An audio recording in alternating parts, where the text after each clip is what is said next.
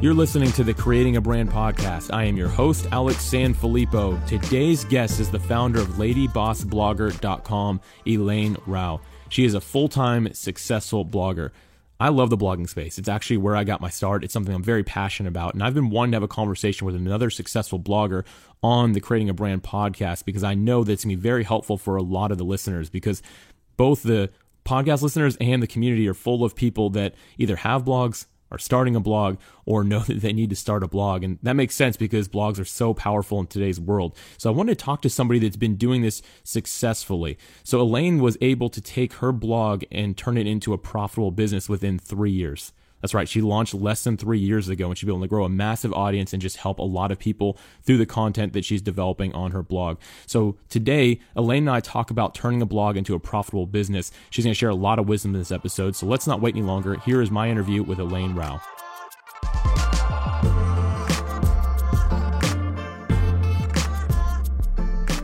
Elaine, thank you so much for being a guest on the Creating Brand podcast today. Thanks so much for having me. This is an absolute honor for me. I'm so excited about this because we are both bloggers. I know. I rarely meet like full-time bloggers ever in person or even on podcasts. So this is really cool. Yes, we haven't met in person yet, but I know we're both speaking at a conference, the same conference later in the year. So that's exciting. We'll get the opportunity to meet and talk about everything there is about blogging, right? Mm-hmm. So today, that's what I really want to cover for our audience. It's something that the Creating a Brand community is really interested in. A lot of them are bloggers, the majority of which it's on the side of a product or a service or a company they're trying to start. And others are actually just looking to get into the blogging world. And I really want to get into that with you because you're somebody who really is a successful blogger. And before we really jump into that, though, I'd like to hear your background, because I always find full-time bloggers, people who are really doing it, have such an interesting backstory. I've never met one that's let me down. Tell me that's not about to happen, right? It will. No, I'm kidding. Okay. So I've never wanted to be a blogger. So, okay. Like writing was literally like not my favorite subject at all ever. I studied art. Actually, I studied ceramics to be exact. And I was like in the studio and all that stuff. So it was definitely not an interest, but this is what happened. So after college, I was in the wedding industry and I literally like sold everything weddings, like venues, dresses, photo and video, like everything wedding. I was like the wedding woman. One day, a phone call basically changed the entire trajectory of my life and my career. My boyfriend at the time, he called me from overseas and told me that his brother had just been murdered. I asked my boss if I could go be with him and be with his family and, you know, all that stuff, bury his brother. And he said no, because, and his reasoning was even worse. He said it would affect sales. Because at that time I was the national wedding sales manager for a global company. And so obviously that was not going to work. And so I had to basically, he gave me the option of choosing career or family or, you know, boyfriend. And so I chose boyfriend, moved down overseas to be with him in Honduras, and realized that my wedding industry skills didn't transfer to a developing country, and sales industry skills didn't transfer either because I didn't speak Spanish. And I mean, not only that, I mean, I was friendless, jobless, passionless, purposeless, like everything. Like I just hit rock bottom, and I was supposed to be there, you know, for him, but he actually ended up being there more for me. And basically I had to get myself out of, I was on like a downward spiral for sure. And I had to give myself a reason to wake up, honestly. And so I decided to start a blog. And the reason why I decided to do that was because when I was in the wedding industry as a pastime or like a stress reliever, I actually blogged. I was an intern. This girl, she ran this blog, and I would go to her events and basically cover. I didn't like the blogging aspect. I like going to the events, as you know, but I had to write a blog about the event. And I just remember how it made me feel, and it made me feel important. And I wanted, you know, that feeling again. And so I started the blog, and I named it Lady Boss Blogger because I wanted to become a lady boss, whatever that meant. And I wanted to become a blogger, whatever that meant. And so I, you know, got all the social medias, everything. I bought the domain because I don't know why, but I just knew that was important just right off the bat. And then I started pumping out a new piece of content every single day. So that's every day you were doing content every day? Yes. So I Yeah, it's been almost 3 years now, and I haven't failed to produce a brand new blog post every single day for 3 years. Wow. Yeah. So My goodness. I I did that for grew. 6 months and I realized, okay, that's not happening. But every day for 3 years. Yes, but it's because I did interviews. So I actually didn't write my own content. I interviewed people like crazy Okay. and I learned from them because I knew nothing. And so I wanted to learn from people who had gone before me. And I just wanted, it wasn't about producing content, honestly. It was about a learning platform for me because I couldn't find anything else like that. Mm-hmm. Right now there's so many, women empowerment and women online learning. And I mean, it's completely different. But at the time that I started, and it's only 3 years ago, the landscape was very different. Yes, and it was. the resource that I was looking for was not available. So I decided to create it myself. And that's where my art came in, which is basically as a creator, it was always, in my blood. And so I created what I couldn't find. That's great. Everything happens for a reason. I'm a firm believer in that. You went to art school and maybe later on thought, okay, I'm never going to use this, but that creativity came back up later when you were starting Lady Boss Blogger, which is so cool to hear that you were able to kind of go back to that passion that maybe you had at one point, or just that creativity that wasn't around for a few years there, and bring it back the way you did to launch this, which is extremely successful now, by the way. Very, very impressive. Yeah, thank you. And actually, I didn't realize it was with blogging, all of my skills basically came into one. Like all the things that I used to do for free for the wedding companies, like their marketing, their graphic design, their content creation, that I didn't realize was a job. I'm not sure why, but I was like, like you guys need this and I would love to do it for you. And so I did it on the side for them just for fun. Wow. So all those skills that I came up with or that I enjoyed doing basically equaled blogging. And I didn't know that. Wow. If you're looking for more fun stuff like that to do for free, let's talk more after this off the air, okay. Right? All right. Sounds good. So as both of us being, I'll call us professional bloggers, maybe you don't want to identify yourself as that, but that is what we are. So both professional bloggers. Let's talk about the big question before we move too deep into this. Is blogging dead? It is. You've heard it before, right? Yes, I know. I've heard that so many times. Me too. It is actually growing because content marketing right now is key. Like literally everyone is like all about content marketing, but they don't realize it in the terms of blogging. Because if you produce a piece of content in a blog specifically and not on social media, it goes way further in regards to SEO, organic search. I mean, like everything, because everything revolves around Google, right? And so when you produce a piece of content on your blog, it's going to go way further than anywhere else. Yeah, I couldn't agree more. People are always asking me. I speak at a lot of conferences. A lot of them are actually blogging related. People are just getting started. Like, I hear this blogging thing starting to die down. And every time I'm like, well, who told you that? Like, where did you hear that? These are people that don't want more competition. That's who's telling you that, because it's going well. Blogging is still growing. There's just different forms of content now that is searchable, like podcasts are becoming searchable now as well. But it is still a form of content. And every post in my mind is technically a blog post, whatever you may have on it. So I think back to that question. I like that we kind of answer that right away. I don't think blogging's dead. I don't think it's going to be dead anytime soon. I think that it is still growing and there's still opportunity as long as you get really niche in what you're doing. Yes, I was about to say that. I think honestly, it's so saturated now in the general markets, but the niche markets is where it's at. And so if you can carve yourself out a niche, then you're golden. I say niche. You say niche? Either or, tomato. I'm still trying to find somebody who actually knows, but I think that both work, right? Yeah. Do you think that every business should have a blog, even if they're not focused on content necessarily? What if they're just a product or a service? Should they have a blog on the side as well? I wouldn't say it on the side. I would say that should be like their main focus. Oh, okay. Because, I mean, if you're talking about a product, right? People want to know what, like, in context of like, maybe an educational piece, right? How can that product be in use, or how does that product relate to even the competitors, or like review posts, or like if it's a service, maybe like not just testimonials, but like stuff as it in real in use. And a blog post can also relate to a YouTube video. So it's kind of like complementing each other with text as well as visuals. Yeah, I think another thing that's important when talking about this topic, I agree with you. Everyone should have a blog. It should really be the main funnel, if you will, to bring people to your product or service. And one of the reasons for that is people love to be educated and they love free education. So for me, if I'm looking at a product and service that I want to subscribe to, purchase, whatever it may be, the first thing I'm doing is looking to see, well, what kind of educational material do they have to go with this? And when I find that they have a blog that's really showing me a lot of information, that's how I choose if I'm going to buy that product or not.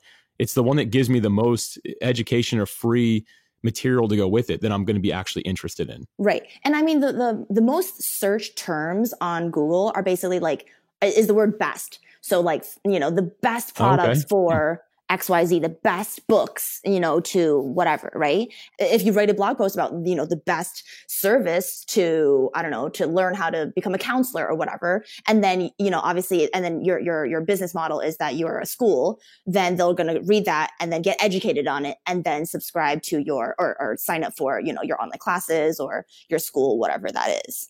Yeah, it gives you more opportunity to rank high in search engines for things that are not exactly what your product is. Mm-hmm. Yeah. And it's less salesy. Like people want to know, like, okay, you're not just there for the sale, but you're there to help them in general, especially millennials and Gen Z. Mm-hmm. Yeah, no, I agree with you. That's absolutely right. They're looking to be helped. They're looking for a solution to their problem. And I find the best way to offer that is by giving them a piece of content that is actually helpful, that pushes them in the right direction. Mm-hmm. And even if they don't become your client per se, I mean, like that's like a shareable content. They share it with their friends. It's like, hey, you're checking this out too. It's a piece that like, because it's not salesy, they're willing to share it. Mm-hmm. Yeah, that's really true. That makes a lot of sense. Yeah. I feel like we could talk about that for a while there. I actually want to get into a little bit more of the personal side of blogging with you, if that's all right. What does it take to be a successful blogger? And what I mean by that is what do you have to put into it? So when I first started, I literally worked on my blog from 6 a.m. to midnight every single day. But like, wow. It was such like, well, number one, I had nothing else to do. So that was like easy for me. But, most people are not in that boat, but you're saying it took a lot of your time though. Yeah. Like all of my time, like literally all I did was blogging. And so I think that's like why I was able to scale and grow so quickly. I mean, it's only been barely 3 years. It's been 2.9 years, right? Really? You've grown it this big? And okay, so I didn't follow that initially. That's how long ago you actually launched this? So it's totally okay. Like a lot of people are like, oh, well, like if you get into blogging like a decade ago, okay, there's no blogs, but like, hey, like it's totally possible to be a new blogger and boom, you're following. Yes, it is. So that's not an issue as long as you work on it. Another thing was that like the very first thing that I invested in was social media automation because I was not about to spend all my time on social media. In fact, I'm like an influencer now or whatever they call me, but I actually spend very, very limited time on social media. Like everything's automated in the sense of like I plan on my content months in advance and I schedule it all. And then I comment and I engage with them, but like all my content is already planned, like just with my blog as well. Like the entire month is usually planned out and then it just runs. And then I'm working on, the next month or the next few months after that. So it's all about automation, using your time wisely and creating templates and structures that work well for you. Like you don't have to like reinvent the wheel every single time you come up with a blog piece or a piece of content, right? Like if you notice like then that ties to branding as well. A lot of people tell me, they're like, oh, Elaine, like I always know when it's your piece of content on Instagram because it's always the same structure, even though it's different content. Like if you go to instagram.com/ladybossblogger, you'll see I always rotate 2 templates, right? It's always a pink template with my blog post titles on there and the titles change, but the template doesn't. And then I rotate it to an interview where it's like, it's a black and white person. The human is black and white. And then the text is black and white as well. And so it's always that every single other day. And so people always know what to expect. And that's another thing I feel like right from the get-go, I was like, all right, my audience, I'm going to produce a brand new piece of content for you guys every single day at 6 p.m. Central Time. And it's been consistent like that. And what I contribute to that is I feel like when people know what's happening, they like your audience will grow very organically and automatically. It's kind of like, when you have a TV show, right? You go home at 6 p.m. You're like, oh yes, Family Guy's on or whatever you watch, right? And then I don't watch that. My husband does. Okay. Sure. I like their memes though. Yeah. But if it's on and you're like, okay, but if one day it's not there and you're like, okay, maybe I'll give it another chance, but then the next day it's not again, then you're going to get disappointed and then move on. So you have to be just as consistent. Yes. it's a two-way street, right? You produce consistent content, your audience will consistently be there for you too. Yeah, I've actually learned in the area of consistency, always under promise and over deliver. If you know for a fact you can release a blog post, let's say every week, you can do one a week for sure. Tell your audience you're going to do one every other week, and then wow them with the extra content. But don't do the opposite and say, I'm going to give you a piece of content every week and then skip 1 week, 2 weeks, 3 weeks. That's a problem. Yeah. So consistency is very important. And actually, we don't have time to get into this, but I'd love to, with the show notes and the blog post that goes with this actual episode, I'd love to share some of the automation tools that you use, if you'd be okay with sharing that after the episode. But I definitely want to have that for our audience, because I know that the Creating a Brand community is all about automation. And I like that you were talking about, though, your time being focused. So you spent all of your time, not some of it, you spent all of your time to build what you've built, but you were doing it so in a focused way. So you weren't just sitting around scrolling through Instagram or playing around on Facebook and getting into the things that don't really grow your brand, right? It was all about, scheduling, creating structures, templates, outlines that I could use over and over and over again, so that that the content could just be produced super fast, super efficiently. And so that I could not only learn what I wanted to learn, but my audience. So I think like with me starting off with interviews, I was able to not only learn, but then my audience started realizing that it's like a, valuable resource as well. And then they started subscribing to it too. So I think like when you don't necessarily like do it for yourself and your views, like you're just doing it as like an educational tool, it can grow like that as well.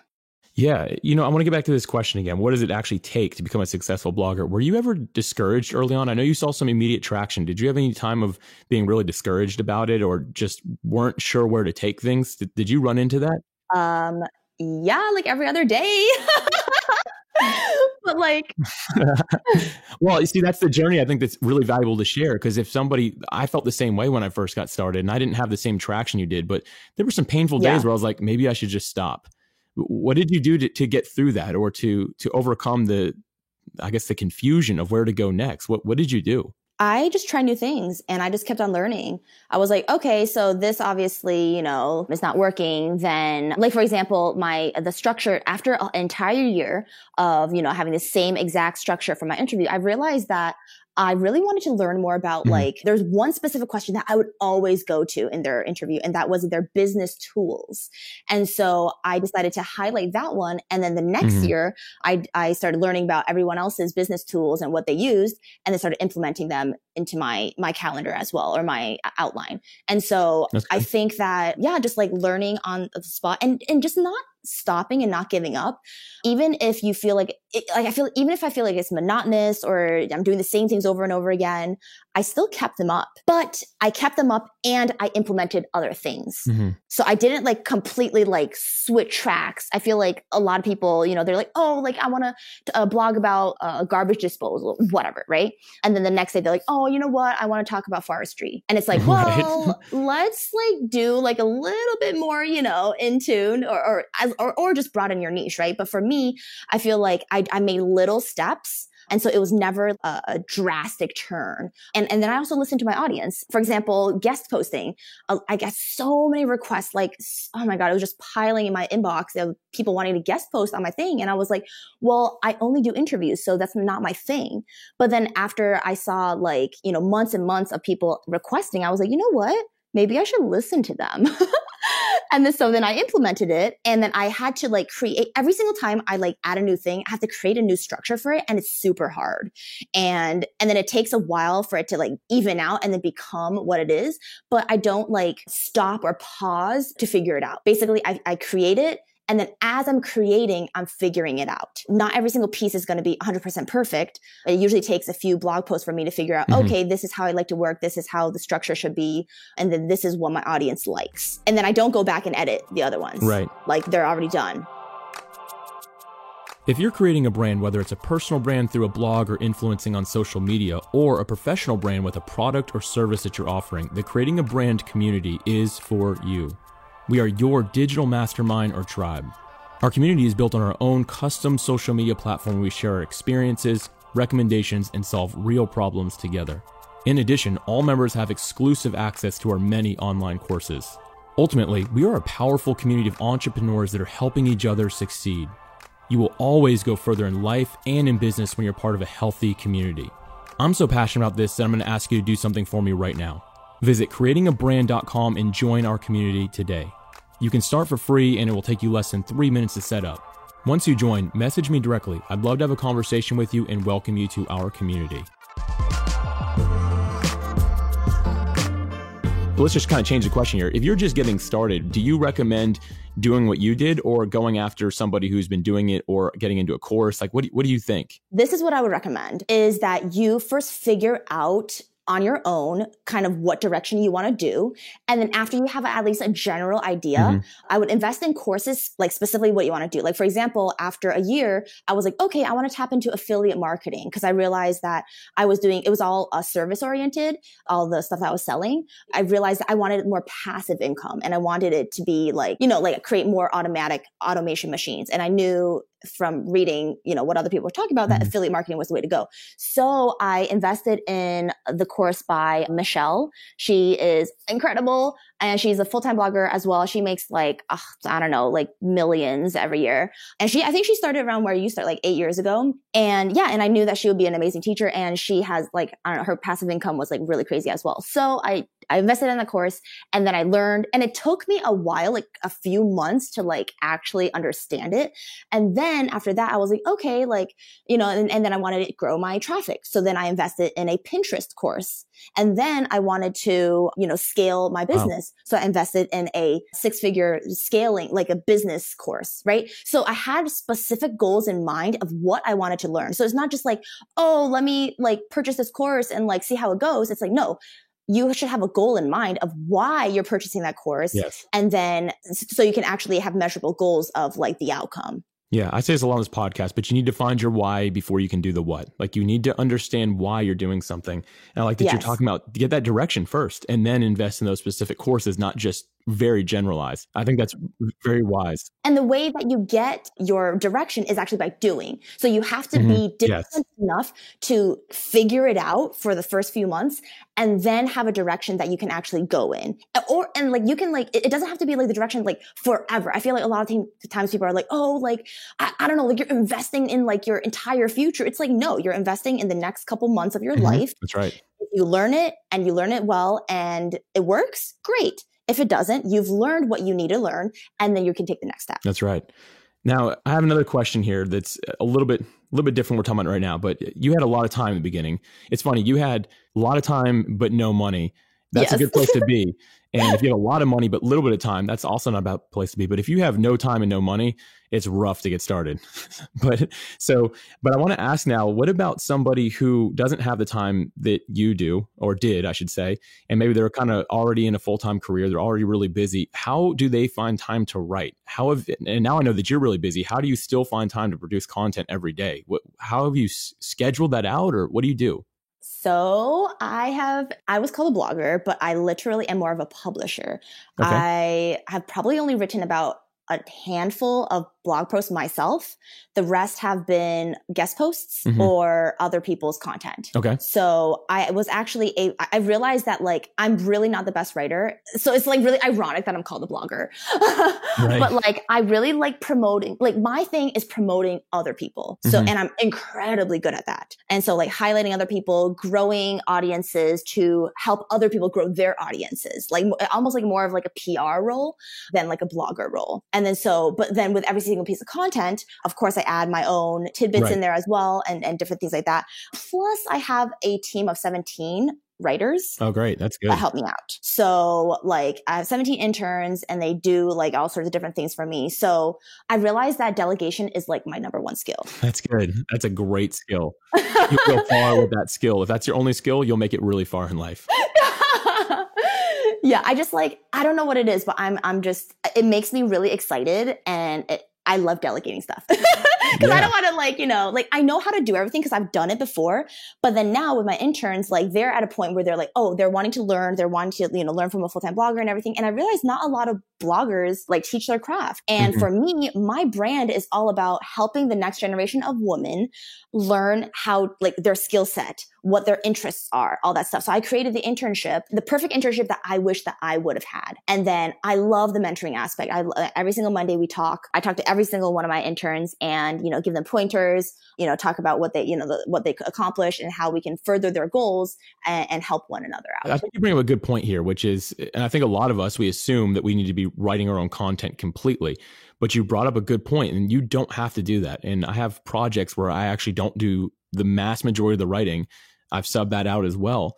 I'm still technically the blogger who's there, but it has their name on it and everything. I'm not trying to take credit that isn't mine, but you don't have to produce all that content. So again, you're talking earlier about being focused and staying off of social media because that's not the best use of your time. This is similar to that. If you have a product or service that you're really focused on perfecting and just making really great, then maybe actually writing the blog itself isn't the best thing for you to do. But that's when you go out and sub it out, because there's people that are willing to write.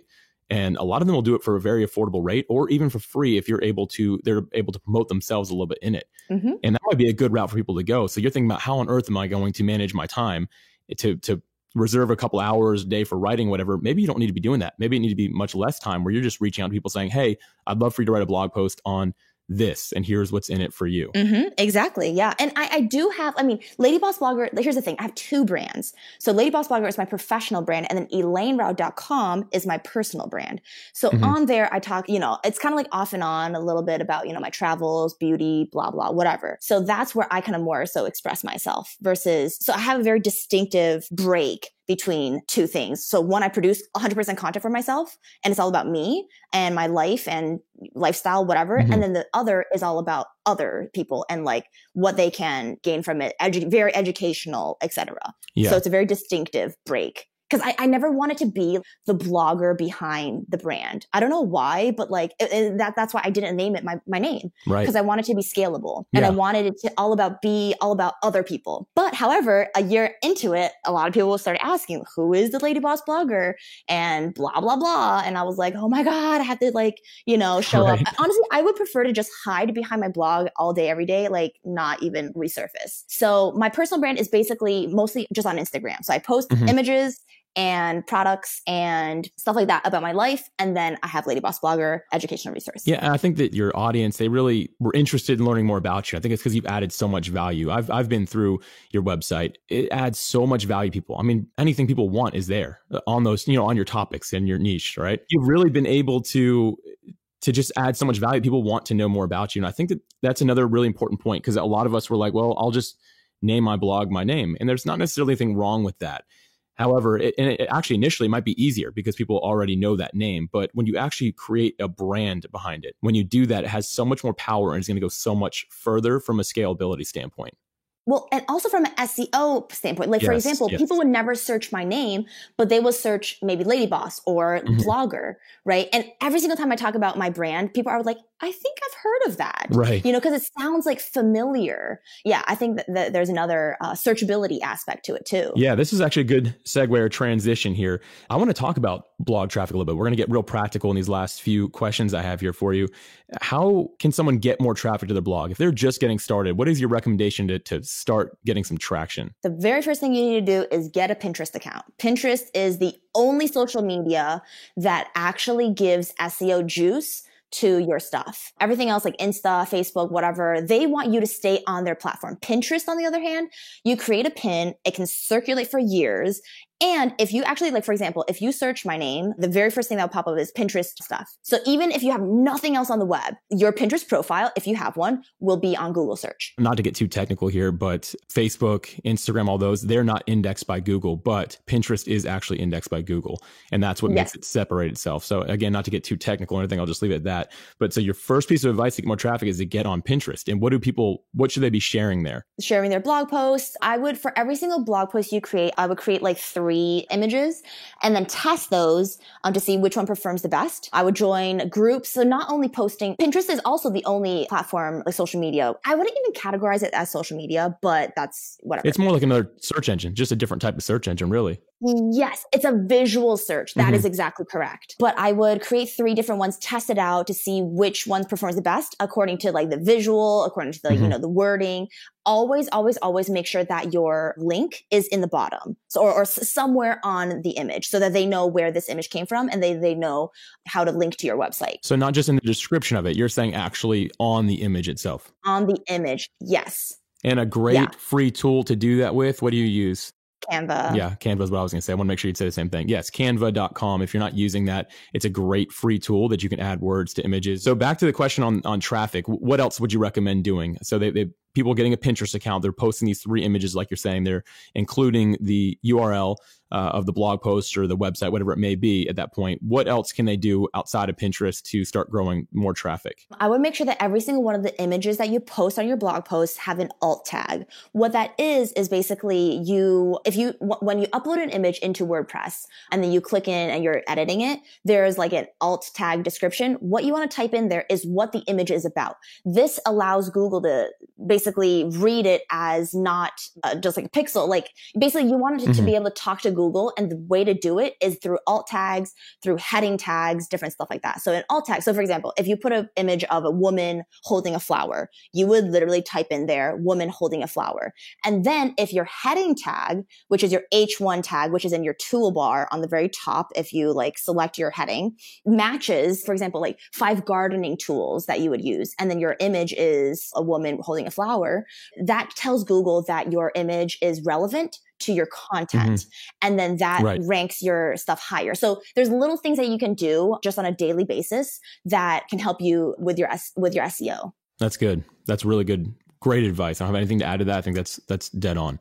Now, what are some ways, as we come to a close here, I really want to get this question out there. If people are getting started, they start getting some traffic, let's say, how can they start monetizing their blog? What's the first way that you'd recommend for someone to do that? Affiliate links, because those drive sales when you're not even working at all. So once you have all your affiliate links out there in your blog posts, the earlier you start, the more affiliate links you'll have, and then the less work you'll do as you continue on. Right. So that's the very first thing that I would recommend you learn how to do. Now, I do have to say with affiliate links, really important here is make sure that you don't start writing content to just put affiliate links. Like you still have to be adding value. I think that's really a point that we have to really hone in on, because I've been to so many blogs that are, and I don't mean to be mean, but they're garbage, and you can tell they're only writing it so they can throw an affiliate link in there. And I think that when you really take the time to write a really good post, like example, Canva, if you're listening, we want affiliate links, but we're talking about Canva. If we write a blog post about, hey, how to make great, stunning images, and we're going to link to Canva, that would be an excellent place to actually put an affiliate link. Now, if I'm only writing about creating images and I do one about my dentist down the street, which makes no sense with anything else, I have some sort of affiliate link with that company, it's not good content. It doesn't add value. It's just me trying to make a buck, and that's not the right way to create a blog, and it certainly won't become a success. What kind of affiliate should they go after? Does it need to be directly in what they're doing? I would suggest like a broad one that they can, for example, like an affiliate network where a lot of brands go to, sign up, such as like Awin or Flex Offers or iGain, whatever, or ShareASale. I would probably start with ShareASale because it's easiest to get into, because some you need like specific traffic and blah, blah, blah. But basically you sign up for that and then you look at the different brands that are in there that are looking for affiliates. And that's like the easiest way to get an affiliate. Then once you've used the affiliate links and learned how to use it, but also made these brands money, then you can reach out to the brands that like you actually want to promote and say, hey, look, I've promoted these brands. This is the dollar amount I make for them every month. This is what I can do for you too. And then you'll get into their programs a lot easier. Now, if you have a product or service that you're already promoting, I think a great thing to do is obviously have that as your call to action on there. So make sure that you're promoting yourself, but it doesn't hurt to have an affiliate link within that if it makes sense. And this is something that took me a long time to get. I thought I couldn't have affiliate links if I was already promoting my own product, but I changed my mindset on this years ago. But recently, here's an example. I did a blog post about growing your Instagram traffic, and I decided, you know what, I'm using this company to help me manage my social media. I'll go ahead and use their affiliate link in here because it adds value. And I didn't really expect much out of it, but within the first few hours of posting it, before I even promoted the blog post, I had already gotten emails saying that I'd made hundreds of dollars with them on the affiliate link. But my big call to action at the bottom was still sign up for my product, not sign up for theirs. But it was able to help. So there's always that value that you can use both within there as long as it makes sense. Again, it's got to be focused and on your main topic. Yep. Give us one last piece of wisdom before we close out here. What else do you got for us? I would say my last piece of advice would be stop thinking and start doing. It's not about the perfect conditions. It's not about, all these things. Like I would say we like to put limitations on ourselves before we even accomplish anything. So we like to give all the excuses, all the things that might go wrong, blah, blah, whatever. But if you actually just stop thinking, and I know that's I don't know, maybe, yeah, but seriously, stop thinking and just do it. and then learn from it and then continue learning from it. That's what I would say. That's good advice. My type A personality, though, my brain is kind of moving around right now. Like, what? Don't be prepared.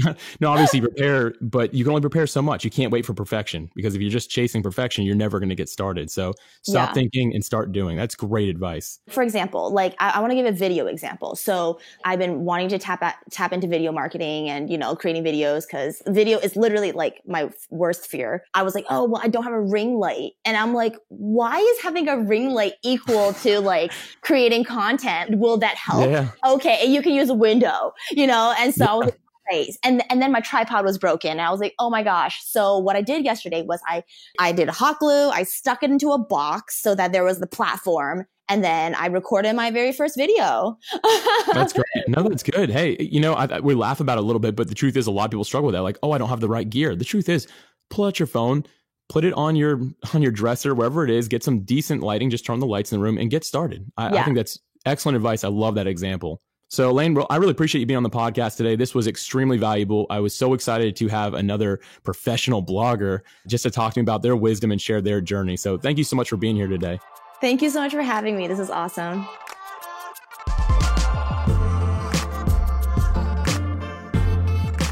This episode was packed full of practical blogging advice. I encourage you to check the show notes to make sure you didn't miss anything, because Elaine and I covered a lot. Elaine, this was extremely valuable. Thank you so much again for being a guest. One thing I want to mention about Elaine actually is that she began blogging much better than I did. Now, what I mean by that is she realized almost immediately what took me years to realize, and that's that you need a support system or a tribe in order to succeed or fast track your growth. It's something, again, it took me a long time to learn, and once I did, I began excelling and taking off as well, but it took me years. I don't want that to be you. Make sure that you get into a community, get a support system, get a tribe. If you don't have one right now, I encourage you to check out the Creating a Brand community, because many of us within that community are bloggers or even future bloggers. And we all help each other by sharing each other's content. We share our resources and our experiences along the way just to motivate and encourage one another. I promise you that it's going to help you out. It's helping me, and I've been a blogger for many years now, nearly a decade, and it's just going to help you elevate your blog so much faster. And this week in the community, we're actually talking about blogging, all things blogging, and how we can grow our blogs into profitable businesses. So it's going to be super fun. It's one of my favorite topics to talk about. So Elaine, thank you again for being a guest on the podcast and just sharing your blogging journey with us all. For show notes, visit creatingabrandpodcast.com. And quick shout out to everyone who's left us a review. We have a lot of reviews I'm very thankful for. If you have left one, take a screenshot of it and send it to me so I can share it on our social media. And of course, I'm going to tag you as well. And again, I just really appreciate everyone's support of this podcast. So thank you as always for listening, and I'll be back with you all next week.